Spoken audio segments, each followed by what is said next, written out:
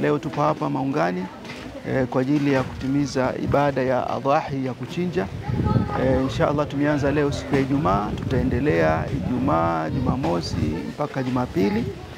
Tunategemea kuchinja takriban kama ng'ombe 400 hapa kwa Zanzibar, lakini pia na Tanzania bara timu yetu iko huko ambapo inatimiza pia ibada hii. Tuko mikoa ya Dar es Salaam, tuko Mwanza, tuko Dodoma, tuko Shinyanga, tupo Kigoma.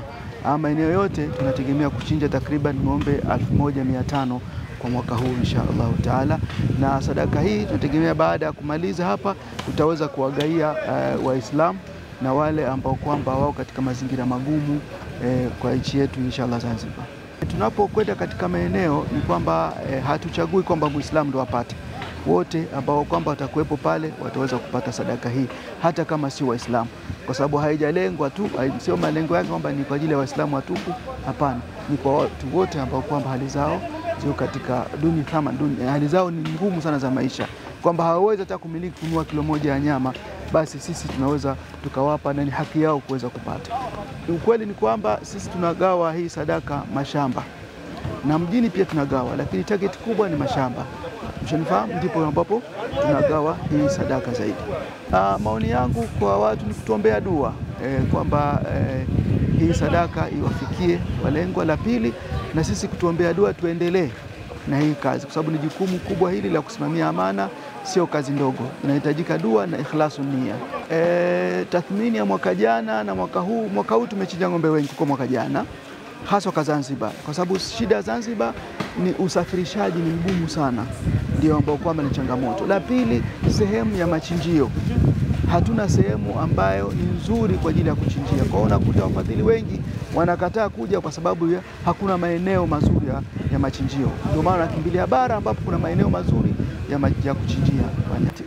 Utaratibu wetu ni kwamba tunapanga na masheha, ndio ambao tunashirikiana nao katika ugawaji wa hichi kitoweo katika maeneo yao, kwa sababu wao ndio wanajua watu wao ambao katika hali ngumu.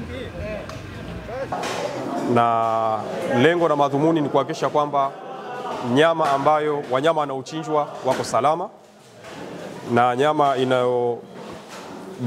ambayo inapatikana vile vile inakuwa iko salama kwa ajili ya matumizi ya mwanadamu. Kiufupi ni kwamba kama nilivyoeleza, ni zoezi ambalo linakuwa linafanyika kila baada ya kipindi, na wanyama wanapofika hapa kabla ya kuchinjwa, wanyama wanapokewa. Baada ya kupokewa, wanakaguliwa kwanza, kuangaliwa kwamba je, wanafaa kuchinjwa. Maana kabla kumkagua kufaa kuliwa, unamkagua yeye mwenyewe kwanza anafaa kuchinjwa, ambao hii ndio tunaita antemortem inspection kitaalamu.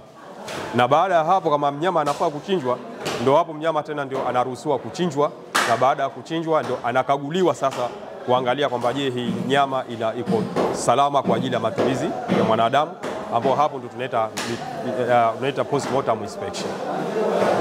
Inaelezea kwamba nyama tayari imeshakagua. Unajua huyu anafaa kuchinjwa, lakini baada ya kuchinjwa unapokagua na kuonekana huyu hafai kuliwa. Mnafanyaje? Inatokezea kesi hizo mara nyingi kwa sababu yako magonjwa ambayo mnyama anaweza wadudu wanao katika mwili, parasite ambao tunawaita hawa, lakini wasimwathiri katika stage ile. Lakini baada ya kuchinjwa ule mnyama ukamkutia wanao ile hali, ikawa na tayari imefikia kiwango ambacho hafai kwa ajili ya matumizi ya mwanadamu. Kwa hiyo anapofika katika hatua kama hiyo, yule mnyama hata kama nyama iko namna gani, maana yake tunaiharibu ama tunaikondem kwa kitaalamu. Bahati nzuri mpaka saizi hatujapata hiyo kesi, na kwa sababu tu zaidi ya kwamba kabla hata wale ambao tayari wanaleta wanyama ni kwamba tayari wanafahamu baadhi ya vipengele katika kriteria ambazo tunaziangalia wakati tunapokuleta mnyama.